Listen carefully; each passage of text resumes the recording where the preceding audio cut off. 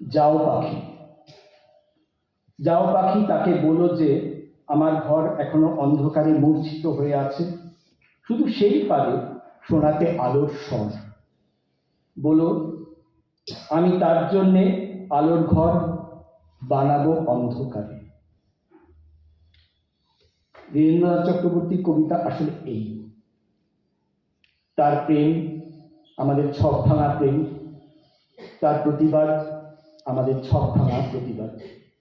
40 থেকে শুরু করেছিলেন তিনি, এবং আমি কোনো বড় কবির কোনো মৃত্যুদিনকে মনেই রাখি না, কারণ তাদের কোনো মৃত্যুদিন থাকতেই পারে না, আমরা বহন করি তাকে।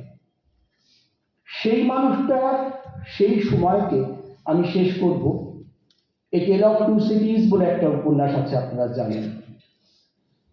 সেই ডিকেন্সিয়ান নভেল শুরু হয়েছিল first paragraph, the very first paragraph অদ্ভুত কন্ট্রাস্ট দিয়ে,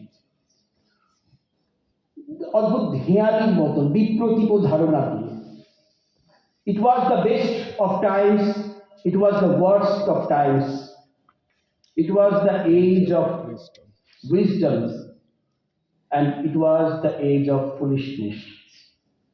মানে এটা একটা সিজন যেটা ডার্কনেসের, এবং এটা একটা সিজন যেটা ব্রাইটনেসের। এই বিপরীত সময়ের মধ্যে 40-এর দশকে জন্মগ্রহণ করেছিলেন নীরেন্দ্রনাথ চক্রবর্তী। সময় পেরিয়ে যায় কিন্তু কবির মৃত্যু হয় না। নমস্কার, ধন্যবাদ।